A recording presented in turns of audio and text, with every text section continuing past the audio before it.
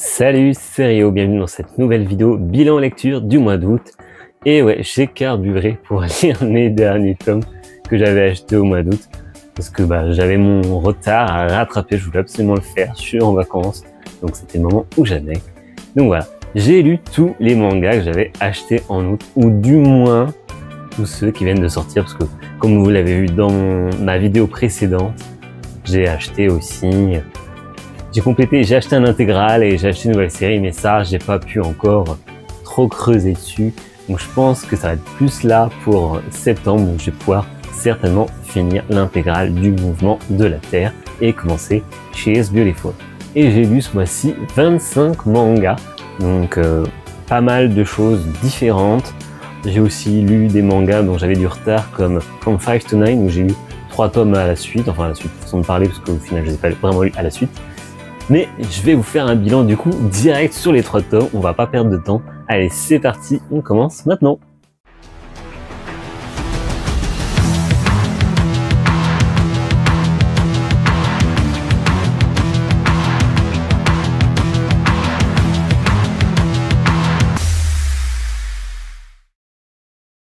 Et on va commencer avec Du Mouvement de la Terre, un manga édité chez Kiun et dont l'auteur s'appelle Uoto. Donc j'espère que je le prononce bien. Ce manga se passe à la fin du Moyen-Âge. On va suivre Raphaël qui a décidé de faire ses études en théologie. C'est les études de l'élite. Sauf qu'il va tomber sur Hubert, un ancien prisonnier, tout juste sorti de prison, et son crime, avoir étudié l'héliocentrisme. C'est-à-dire en fait l'étude qui permet de comprendre que c'est non pas le soleil qui tourne autour de la Terre, mais bien la Terre qui tourne autour du soleil. Et donc forcément, à cette époque, dans un monde où c'est la religion qui prend le dessus sur tout, c'est pas du tout accepté. Sauf que Raphaël, en faisant connaissance d'Hubert, il va finir par comprendre. Et bien sûr, il va comprendre que finalement, Hubert a raison. Et il va continuer à étudier l'héliocentrisme, quitte à y mettre sa vie en danger. Donc, mon premier avis, déjà, la première chose que je peux dire, c'est que le dessin me perturbe un peu au départ. J'ai ouvert les premières pages et je vois ce dessin un peu carré dans la façon de dessiner. C'est détaillé, mais ça a l'air un peu maladroit. Alors je sais pas si c'est le style de l'auteur qui est comme ça ou c'est parce que c'est ses débuts. Donc au début ça peut un peu perturber, mais finalement on s'y fait. Et quand vraiment le mangaka décide de faire une planche complète sur un personnage, là on voit vraiment tous les détails et c'est pas un amateur quoi. Mais ce qui m'a vraiment plu dans ce manga, c'est son histoire. En fait, on va apprendre des choses, donc la théologie, l'héliocentrisme, c'est des termes que moi je connaissais pas spécialement. Donc voilà, j'ai appris des choses là-dessus. Rassurez-vous, je savais que c'était la Terre qui tournait autour du Soleil. Ça, je le savais. Mais du coup, on apprend des choses, mais surtout, ce que j'aime bien en fait, c'est dans l'époque à laquelle le manga se passe. On est loin de ce qu'on a l'habitude des standards où ça se passe au Japon. Là, on est dans une époque qui finalement peu abordée, je trouve, dans les mangas. Et ça fait plutôt plaisir. Une époque où la religion a le dessus sur toutes les pensées des gens. Et vraiment, j'ai bien aimé ce contexte où ils sont prêts à torturer les gens, les tuer parce que ils pensent pas comme eux. Il y a énormément de tensions puisque Raphaël du coup décide de creuser un peu plus sur l'héliocentrisme. Et forcément, il met sa vie en danger. Il ne faut que personne ne sache ce qu'il fait, Il ne faut que personne ne sache ce qu'il étudie, sinon, clairement, il pourrait y perdre la vie. Et franchement, il y a énormément de suspense. Et ça, j'ai vraiment adoré. Je trouve que c'était un manga vraiment très intelligent. Et la fin du tome, waouh! La fin du tome, je m'y attendais pas. Donc je suis toujours pressé de lire la suite, mais je prends un peu mon mal en patience. Clairement, Du Mouvement de la Terre, ça a été un véritable coup de cœur. C'est vraiment le manga pour l'instant qui m'a fait cet effet-là, quoi. Je veux vraiment lire la suite, c'est pour ça que j'ai acheté l'intégrale direct sans me poser de questions. Donc j'espère que la suite sera du même acabit. Autre tome 1 et découverte, c'est Le Royaume d'Orxan. Donc un manga qui nous raconte en fait l'histoire des elfes de jour qui s'attaquent aux elfes de nuit et pas l'inverse comme je l'ai dit dans mon achat manga. Donc en fait, on va suivre, alors je ne sais plus comment ça s'appelle, Denelutz Andariel, qui est en fait un peu comme la chef des elfes de nuit, et son village va se faire attaquer. Elle va survivre à cette attaque, mais elle va demander l'aide d'un orc pour réussir à sauver les autres elfes qui restent dans ce village. Et les survivants vont donc vivre dans la ville d'Orsan avec les orques. Ce qui d'habitude ne sont pas spécialement bien vus. Ils sont plutôt très très mal vus d'ailleurs. Cannibalisme, pulsion sexuelle, bref, c'était vraiment pas le pays où on veut aller. Et pourtant, mon avis sur ce manga, encore une fois, c'est adapté d'une light novel ou d'un light novel.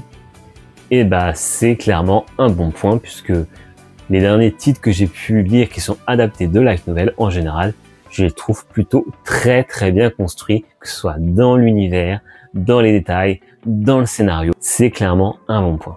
J'avais hâte de lire ce manga parce que les dessins sont vraiment très très beaux, ça fourmille de détails et du coup je suis absolument pas déçu là-dessus. En plus on a un découpage très bien pensé qui fait très cinématographique, c'est un pur régal à ce niveau-là. Le premier chapitre annonce le ton. C'est mature, que ce soit dans le dessin, dans les propos ou même dans la globalité du manga. C'est un manga clairement qui sera plus destiné aux jeunes adultes ou aux adultes, mais clairement pas à mettre entre toutes les mains, c'est pas pour les enfants. Donc je trouvais ça plutôt intéressant, la façon dont on va suivre cette histoire. On a vraiment le chapitre 1 où on découvre du coup notre héroïne, l'attaque qu'elle va subir. On a le chapitre 2 où on voit comment finalement ces elfes de la nuit sont intégrés à la société. Et là vient le chapitre 3 où j'ai eu un peu plus de mal parce que du coup on va avoir vraiment affaire là à un côté plus militaire de la chose.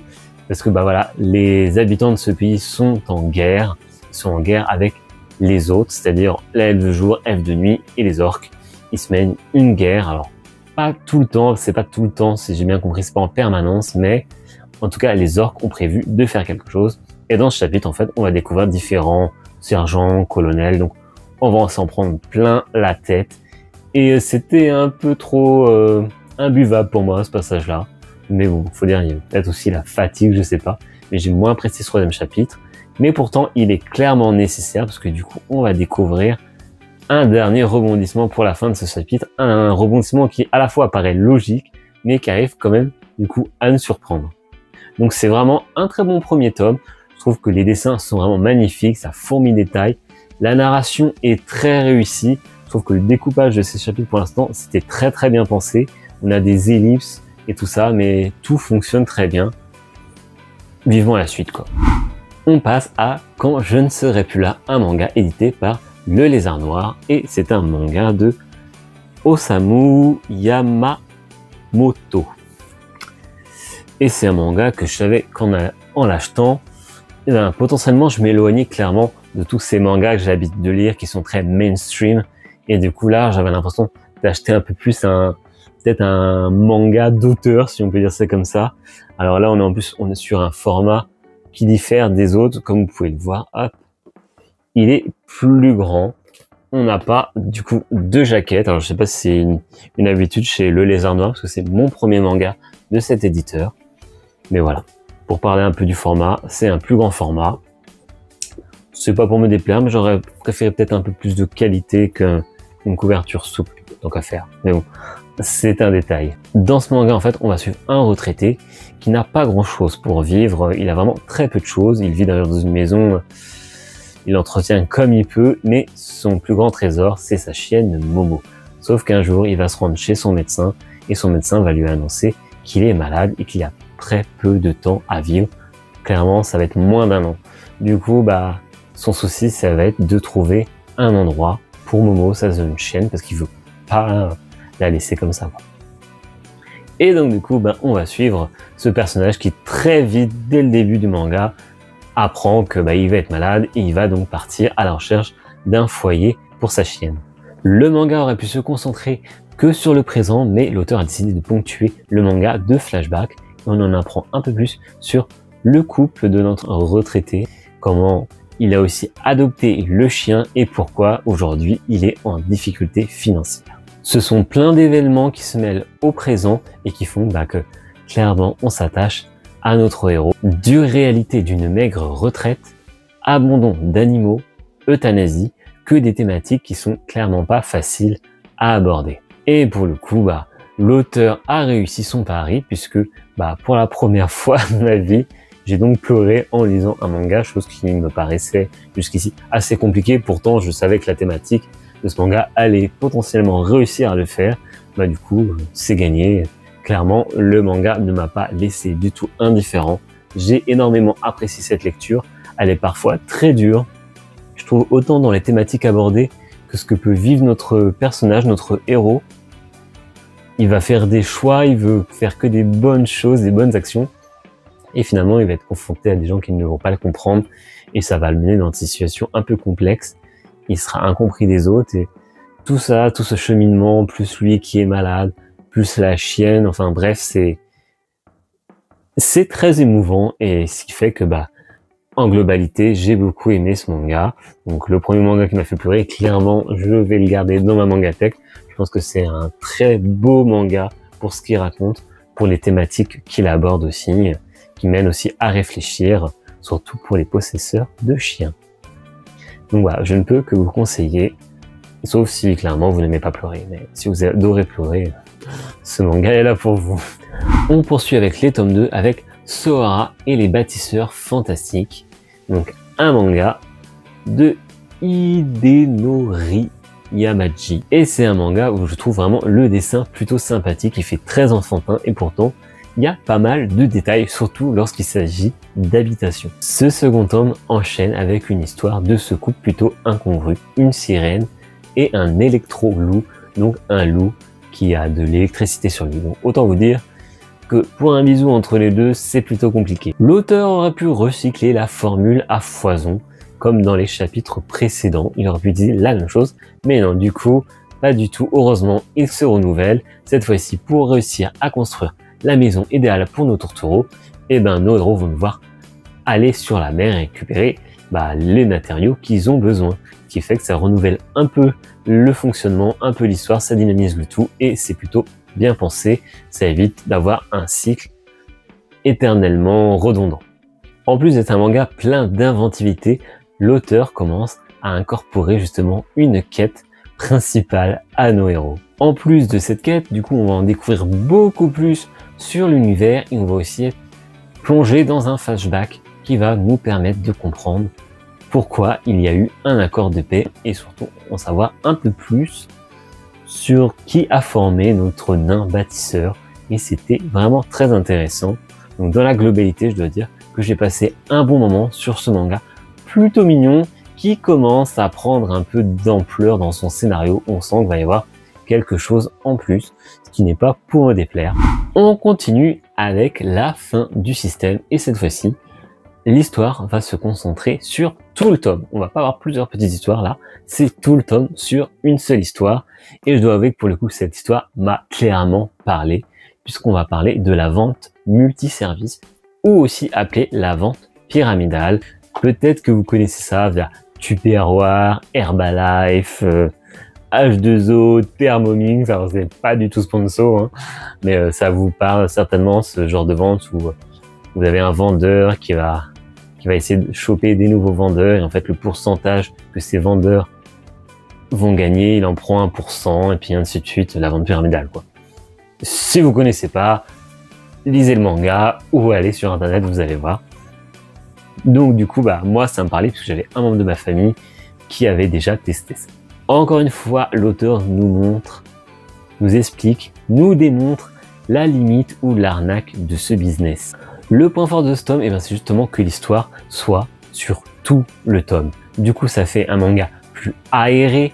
On n'a clairement pas des explications sur toute une page qui nous font des pavés énormes et du coup, des fois, c'est imbuvable. C'est un peu ce qu'il y avait dans le premier tome. Et là, du coup, c'est plus aéré, c'est 10 fois plus digeste. Du coup, ça faisait du bien, ça donnait clairement une meilleure compréhension à notre histoire au global. Du coup, j'ai clairement bien aimé ce tome 2. J'ai trouvé que c'était toujours habilement écrit. J'ai vraiment hâte de savoir la suite puisque ce travail sur le terrain n'est pas fini. Donc dans le tome 3, on va repartir sur cette histoire. Et je pense qu'on va aborder après certainement un autre sujet. Mais franchement, c'était très très bien ce deuxième tome, m'a convaincu de poursuivre cette lecture que j'ai déjà appréciée dans le premier tome, mais là qui s'avère être encore meilleure. Dans les tomes 2, j'avais aussi acheté Va-Va-Me Vampire, le volume 2, un manga de Hiromasa Okujima. Quelle excellente surprise avait été Va-Va-Me Vampire, et clairement ce volume 2 confirme la chose, toujours aussi drôle, toujours dans des situations cocasses, notre vampire n'arrête pas, il se retrouve souvent dans des quiproquos par sa propre faute, mais franchement on rigole bien, c'est un humour très japonais je trouve. Alors parfois on voit que c'est destiné au public japonais, il faut avoir des références historiques dessus. Alors heureusement il n'y en a pas énormément, parce que je dois l'avouer, moi j'ai pas du tout les références historiques, mais je pense que pour les japonais ça va être très très drôle. Heureusement je dois avouer que franchement l'adaptation française est très réussie.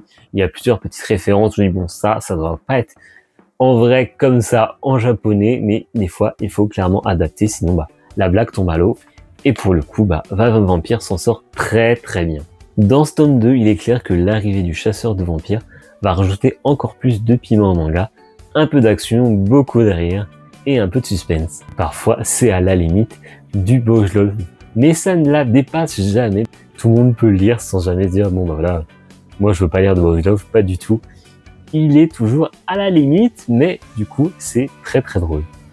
Donc pour conclure, clairement le volume 2 m'a toujours convaincu. J'adore vraiment cette série, ça fait partie de ces mangas que je trouve très réussis. On passe au volume 3 avec Dogs Red, donc le volume 3 de Satoru Noda.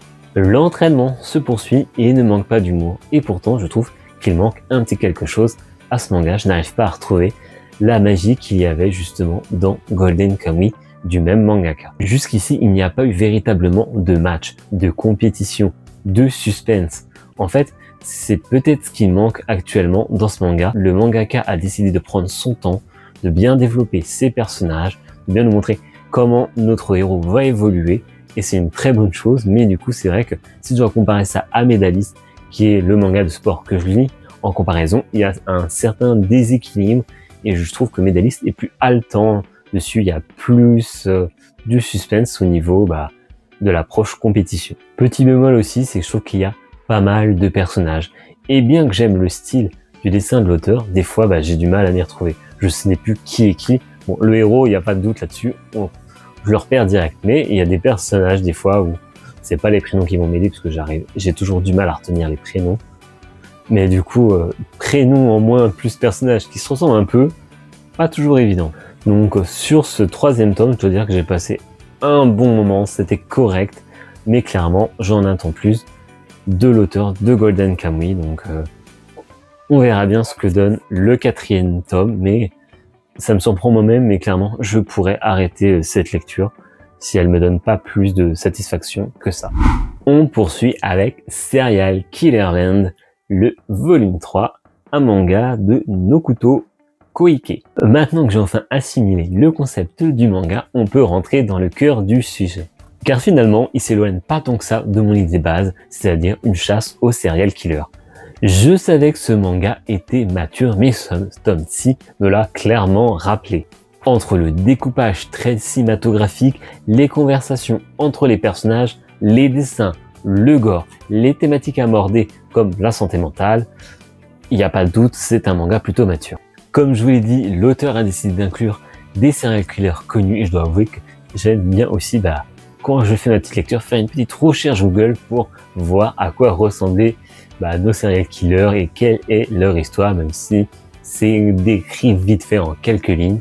Et c'est toujours intéressant de voir la comparaison entre le dessin et les photos réelles.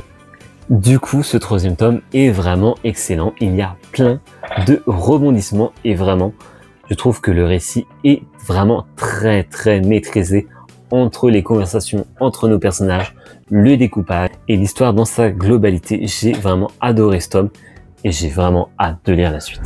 On passe au troisième tome de Battle Royale Enforcers, ou Enforces, je sais pas, mais c'est pas grave. Si les précédents tomes manquaient d'action, et celui-ci n'est clairement pas épargné. Nos différents groupes planifient leur survie, se déchirent, prennent des décisions compliquées, mais finalement il n'y a que les personnages les plus fous qui décident vraiment de rentrer dans le jeu du Battle Royale. et donc de mettre fin à la vie des autres. Du coup, ce que je reproche à Unforced, c'est vraiment que pour l'instant, le ton est trop gentillé. Alors, trop gentillé ou trop réaliste? Car pour le coup, c'est peu divertissant. Voir les gens s'organiser, ok, ça va 2 secondes, mais quand c'est un tome au complet pour savoir comment ils vont survivre, comment ils vont faire, comment ils doivent éviter tel groupe, ça manque clairement de dynamisme. Et malheureusement, c'est pas les différents flashbacks qui sont censés nous en apprendre plus sur les personnages, comprendre leur philosophie de vie et leur prise de décision. Non, du coup, ça fonctionne pas, on s'ennuie clairement. Le souci, c'est que nos personnages manquent de charisme, sauf les plus fous. Si en plus de ça, on rajoute un dessin tantôt bien, tantôt bizarre, tantôt des personnages qui ont la tronche déformée d'une case à l'autre, ça aide clairement pas. Après tout ce que je viens de dire, tu te doutes de ce que je vais te dire là. Mais non, en fait non, je vais continuer ma lecture de Battle Royale Unforced et malheureusement, je pense que c'est bien la faute au nom du manga. S'il n'y avait pas marqué Battle Royale, je pense que je pousserais pas ma lecture au-delà. Donc pour le coup, si je vais aller au-delà, j'espère bien que les jeux vont véritablement démarrer parce qu'il y a un moment ou un autre, va falloir enfin. Moi, je lis Battle Royale pour voir les gens essayer de survivre et pas planifier leur survie et on s'ennuie fermement. Donc voilà, je vous laisse encore le bénéfice du doute jusqu'à quand, je ne sais pas, mais je vais donc lire la suite. On continue avec Comment finir avec son ex, le volume 3, un manga de Kiyo Yoneshiro. Alors que l'intrigue principale avait pris un nouveau tournant, il n'est plus question seulement de donosperme et de filmer un documentaire, mais d'une vengeance entre une fille et sa mère. J'avais beaucoup de mal lors du tome 2 de ce nouveau tournant, et finalement, la balance a repenché du bon côté avec ce tome, j'ai trouvé vraiment excellent. La découverte de la mère, le passé douloureux de Iori, il y a beaucoup de rebondissements, beaucoup de suspense, beaucoup d'action, toujours un peu d'humour noir, et franchement, ça a rendu vraiment ce tome excellent. Donc voilà, j'ai pas grand chose de plus à dire, je trouve que du coup, le tome 1 était excellent. Le tome 2, en fait, j'ai l'impression que c'était un peu un tome de transition. Je trouve ça dommage que c'est duré tout un tome. Mais ce 3e tome, clairement, il est excellent. Et maintenant, passons à Basking and the Medicinal Air. Franchement, un très bon tome pour ce 3e volume. Je trouve que la relation entre nos 2 personnages, on voit bien que les liens se resserrent. Ils vont certainement, un moment ou un autre, dire qu'ils sont amis, quoi. Pour l'instant, c'est encore un peu timide. On voit bien qu'il y a une relation d'énorme respect avec le roi des bêtes et Tina. Mais potentiellement, on voit que les liens se resserrent quand même et qu'à un moment ou un autre, ils vont se considérer l'un comme l'autre amis. Les différents chapitres ont permis d'en découvrir plus sur le passé de Galon. Et c'était vraiment des très bons flashbacks. On en apprend aussi un peu plus sur le passé de Tina. Alors c'est très bref, c'est des images, on comprend vraiment qu'elle a eu un passé très difficile, je pense qu'on en saura plus après, mais du coup c'était très intéressant et puis on en apprend aussi beaucoup sur le lore de cet univers et là c'est une partie que j'adore beaucoup, surtout quand les univers sont travaillés comme celui-ci. Encore un excellent tome, en plus l'auteur joue avec nous et notre petit cœur dans un chapitre avec une histoire assez tendre, assez attendrissante, avec ce personnage-là. Mais je vous en dis pas plus, franchement, c'était un très bon tome. En plus, comme d'habitude, les dessins, ils sont vraiment top. Ça fourmille de détails. Il y a un moment où nos 2 héros se rendent dans une ville portuaire, un peu italienne, et franchement, il y a tellement de décors que ça donne envie, on a envie d'aller dans cette ville, on a envie d'être avec eux. Et puis, toujours aussi cette dualité entre le point de vue des monstres et le point de vue des humains, Tina qui se retrouve un peu au milieu et qui finalement au fur et à mesure apprend à comprendre en fait pourquoi les monstres ont aussi marre des humains et ça c'est aussi très intéressant. Donc du coup je ne peux vous dire que ce 3e tome est une grande réussite là où le 2e avait légèrement moins plu que le premier, mais encore une fois le 3e il semblerait que après Comment finir avec son ex que les 3e remontent un peu la pente, sauf pour certains trucs comme Battle Royale. Ça, c'est une autre histoire. On va passer au tome 3 et au tome 4 de Kagura Bashi. Et je suis encore sceptique sur cette œuvre. Je vous le dis tout de suite, l'ennui n'est pas au rendez-vous, mais j'ai vraiment l'impression que les gros codes du shonen sont là et ils sont bien présents. Et ça crée peut-être un blocage chez moi, mais c'est pas possible en fait. C'est pas possible de lire un manga et que d'un coup un ennemi qui apparaît là, salut, coucou, je suis un nouvel ennemi, je vais te combattre, on va faire un blabla sur le bien, le mal, pourquoi tu te bats, pourquoi je me bats, et c'est interminable et ça dure des chapitres. Et non, c'est vraiment en fait tout ce que j'aime pas dans le shonen, c'est tous ces codes-là et ces combats interminables en fait. Tous les mangas que je ne lis pas, que j'ai pas vu. Alors peut-être que je me trompe, peut-être que j'ai des gros a priori, mais Dragon Ball Z, quand j'étais gamin et que je voyais les combats, ça m'intéressait pas. Et en fait, c'est un peu, j'ai l'impression, ce que je retrouve là en fait, des combats qui ne m'intéressent pas spécialement. C'est pas pour ça que j'ai lu un manga, c'est pas pour des combats interminables. C'est d'ailleurs pour ça que j'avais commencé l'animé Jujutsu Kaisen et que j'ai abandonné en cours de route. En cours de route, ça, je sais pas, ça fonctionne pas chez moi, j'aime pas ça. Donc le souci c'est que l'histoire n'est pas inintéressante, mais c'est tous ces combats qui sont parfois interminables, le bien, le mal, moi je fais ci, moi je fais ça, j'ai beaucoup de mal avec ça. Et je pense que je vais m'arrêter là. Je vais m'arrêter là pour Kagurabashi. C'est pas une lecture désagréable, mais c'est pas non plus la passion pour moi.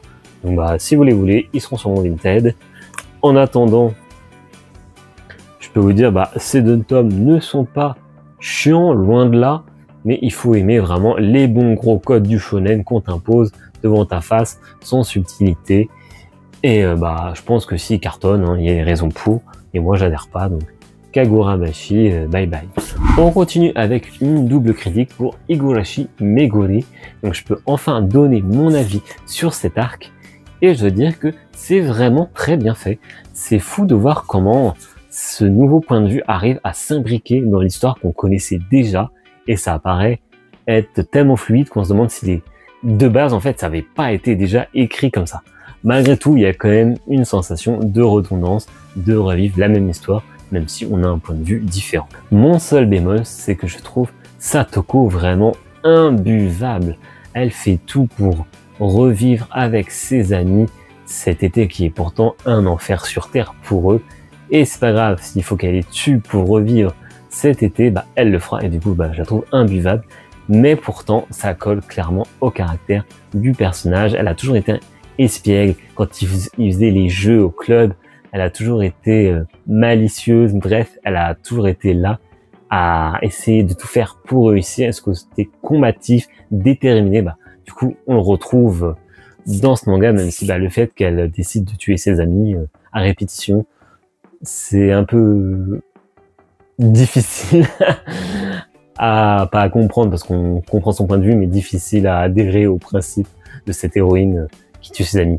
Mais ça fait partie de l'histoire et peut-être que le dernier tome qui arrivera à me surprendre là-dessus. Je veux dire de plus, les dessins m'ont convaincu et je trouve que l'édition de Méane est plutôt de bonne facture. En plus, on a droit encore à des pages couleurs, donc c'est plutôt plaisant. Du coup, j'ai hâte de lire vraiment le dernier tome sur cet arc et je me demande vraiment où va mener l'histoire parce que là, on était vraiment entre un combat entre Satoko et Rika. Et c'était vraiment très dynamique, vraiment très plaisant à lire. J'ai un peu peur par contre que ça se conclue sur un truc de bons sentiments. De toute façon avec Higurashi, c'est tout l'un ou tout l'autre. Donc j'ai vraiment hâte de savoir la fin. C'était 2 tomes qui m'ont vraiment plu de manière générale.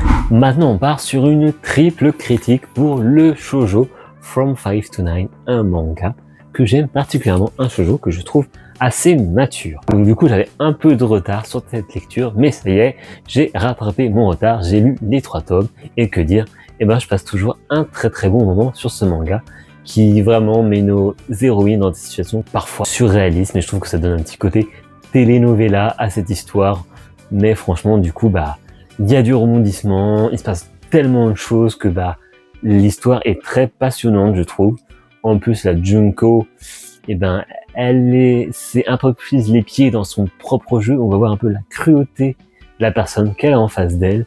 On a aussi un autre tome qui est très centré sur Momo, qui elle est un peu dans la difficulté. C'est une otaku. Du coup, on va avoir une critique de la société sur ce que les gens pensent des otaku et des personnes qui sont encore vierges. En plus, elle a 27 ou 28 ans. et du coup, bah, elle a pas encore d'enfant. Grosse critique là-dessus. De toute façon, ce manga est une critique entre la société moderne et la société traditionnelle du Japon. Donc c'est franchement toujours très intéressant. Il y a toujours plein de rebondissements, parfois saugrenus, mais franchement, je trouve qu'il n'y a pas plus palpitant que ce manga. En tout cas en shoujo. En plus, on est loin des bancs du lycée, donc être dans la vie quotidienne de nos héroïnes, c'est clairement un bon point pour moi. En plus, comme je dis, c'est un manga qui fait plus adulte, même dans sa façon de parler de l'amour. On ne parle pas non plus que d'amour, que de couple, on parle aussi de sexe, de plan d'un soir. C'est beaucoup de thématiques abordées et qui collent en fait à l'âge de nos héroïnes. Elles ont l'âge de vivre toutes ces expériences et de se poser les questions de ce qu'elles veulent vraiment. Du coup, j'ai vraiment passé un très bon moment sur ces 3 tomes. Je ne suis pas ennuyé. J'avais lu cela à la suite et j'ai lu celui-ci après. Mais je suis toujours aussi convaincu par cette histoire. C'est vraiment palpitant et voilà, en fait, c'est exactement ce qu'avait fait l'auteur avec Hot Gimmick. C'est des rebondissements en rebondissements. C'est pas forcément très réaliste parfois parce que tu peux pas te taper autant de malchance, autant de chance.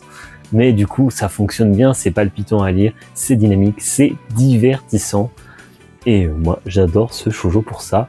Et du coup, on a enfin le dernier tome qu'on avait déjà eu dans l'ancienne édition, pardon, dans ce sens-là. Le prochain tome va être enfin du renouveau. On passe au volume 4 avec Shibatarian. Et là, que dire de plus que quand on a un auteur totalement déjanté dans un monde d'horreur, il arrive une fois de plus à nous surprendre ou à nous rendre perplexes. Parce que voilà, on arrivait presque à l'apogée du manga. La fin se faisait sentir. Il ne manquait rien de plus pour arriver à la fin. Et non, l'auteur a décidé de nous remettre une couche de son côté déjanté. Et on repart sur un nouveau cycle. Autre chose. Claire, je vous spoilerai pas. Mais il faut pas oublier que Shibatarian, c'est avant tout une histoire de cinéma. Du coup, le mangaka a clairement réanimé la flamme qui commençait à s'éteindre avec le tome précédent. Mais là, j'ai bien aimé. Il a fallu quand même, par contre, s'adapter. Se dire, ok, on part encore sur un nouveau délire.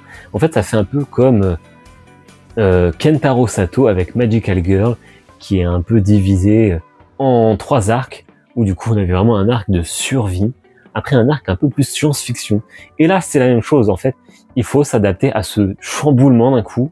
Donc, ça m'a demandé un peu de temps. Et puis après, je me dis, de toute façon, ce manga, ça n'a jamais été très linéaire. Ça a toujours été très farfelu.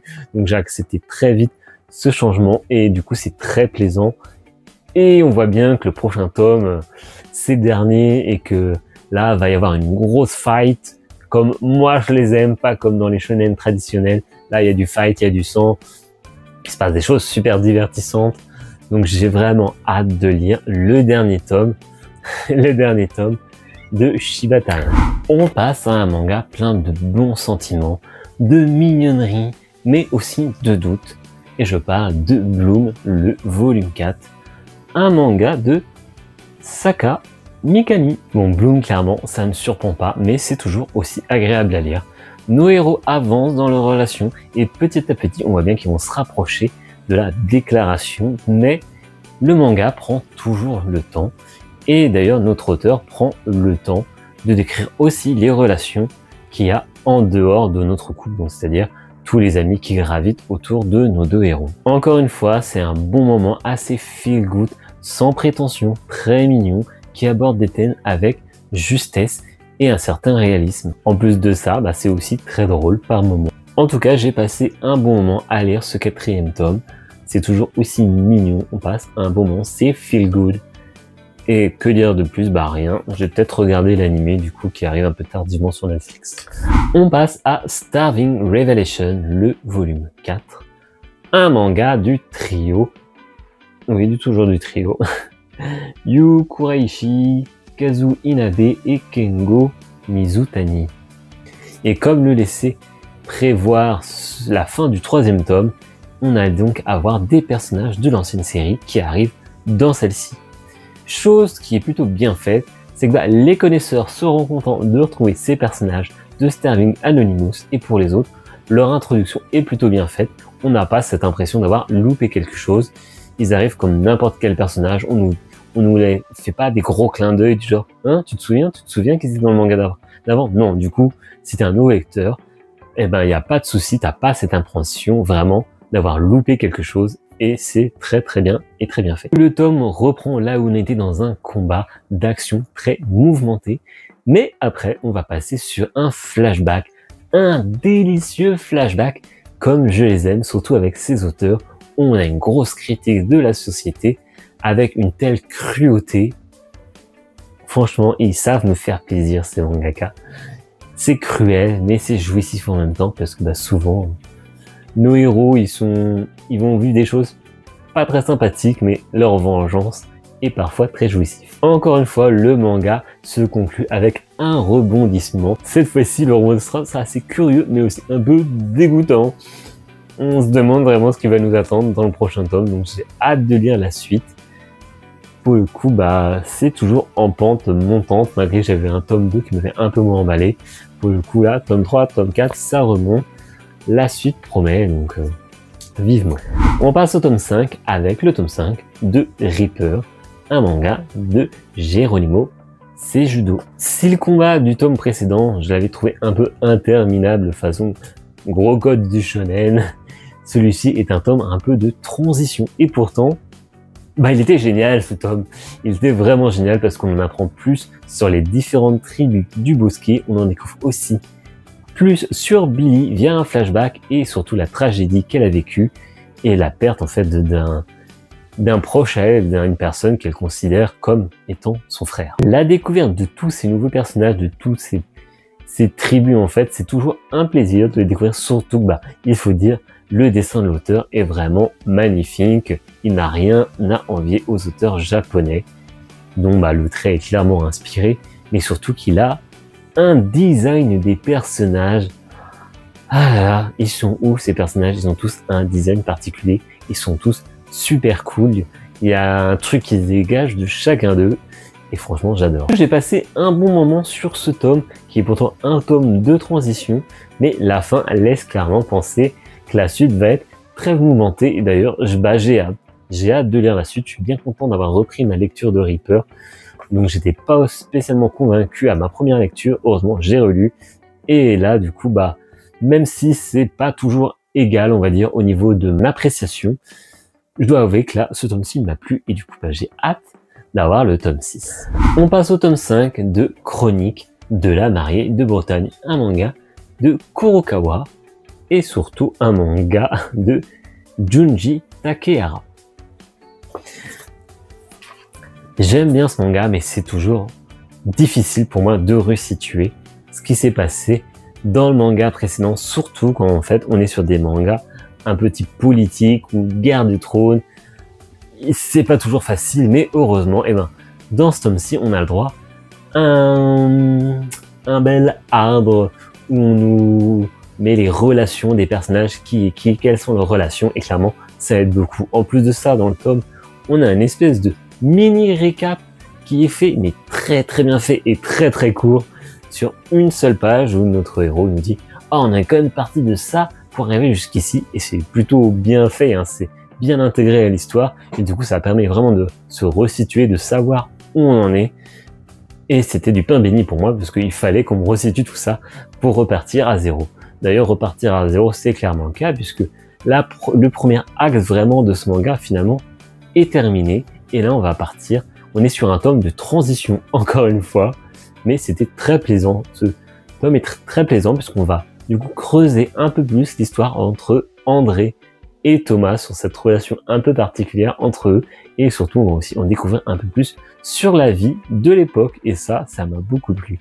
Du coup j'ai très hâte de lire la suite, puisqu'on repart sur un nouvel arc, mais maintenant j'espère que ça va sortir assez rapidement, parce que j'ai pas envie de tout oublier une fois de plus. Avant-dernier tome de cette vidéo, Immortalité et Châtiment, le tome 5, un manga de Kentaro Sato aux éditions Akata. Sans grande surprise, ce 5e tome m'a plu en fait. Il est tellement dans la continuité de ce qui a été fait. Ce manga, c'est un peu comme un film découpé en plusieurs parties, mais qui est très linéaire, on va dire. Il n'y a pas énormément de surprises de choses qui vont dire ah ouais quand même, mais pourtant c'est toujours aussi passionnant.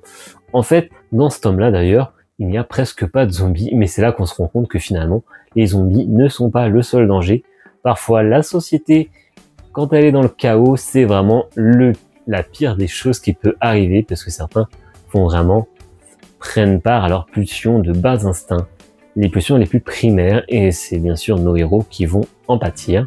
D'ailleurs, notre héros, lui, n'est pas en reste, puisque il a déjà tué plusieurs personnes, et son secret commence à être, malgré lui, un peu découvert.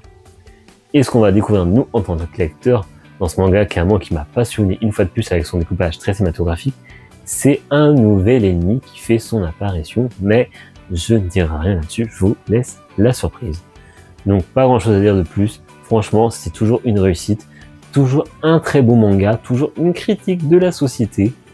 Et voilà, ça fait plaisir, vivement la suite. Dernier manga de ce bilan lecture, et c'est Médaliste qui ferme le bal avec le tome 10. Médaliste, c'est toujours difficile pour moi en fait de faire une critique de ce manga, parce que on retrouve à peu près les mêmes ingrédients à chaque fois.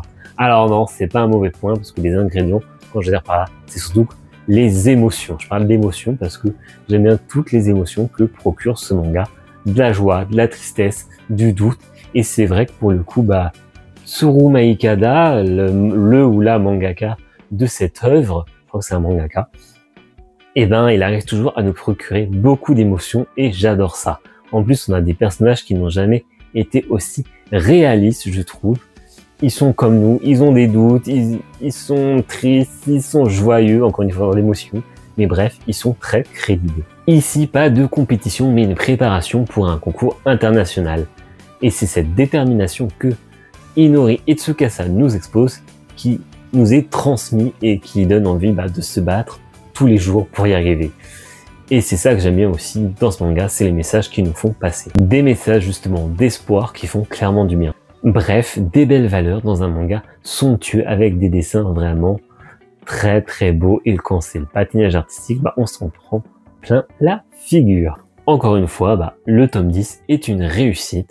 J'attends toujours la suite de ce manga, j'insiste, mais il le faut dans notre manga texte, ce serait vraiment dommage de passer à côté de ce seinen. Et voilà, c'est la fin de cette vidéo, alors merci d'avoir regardé. N'hésitez pas à donner votre avis sur les différents mangas que vous avez lus, ou votre avis sur les mangas qu'on a lus en commun, histoire de partager un peu, de voir si on est en accord là-dessus ou pas. Et puis comme d'habitude, si vous avez aimé, vous savez ce qu'il vous reste à faire. Vous pouvez liker cette vidéo, vous abonner si ce n'est pas déjà fait, et partager si vous pensez que cette vidéo mérite d'être partagée à des gens qui s'intéressent au manga. Sur ce, moi je vous donne rendez-vous jeudi prochain pour une nouvelle vidéo. Et je ne sais pas encore ce sera laquelle. Suspense garanti, puisqu'il y a 2 projets qui s'affrontent entre mon avis sur Manga Isho volume 2 ou potentiellement, mais ça va dépendre du temps qu'il va faire ce week-end, un micro trottoir. Sur ce, je vous donne rendez-vous jeudi prochain pour une nouvelle vidéo.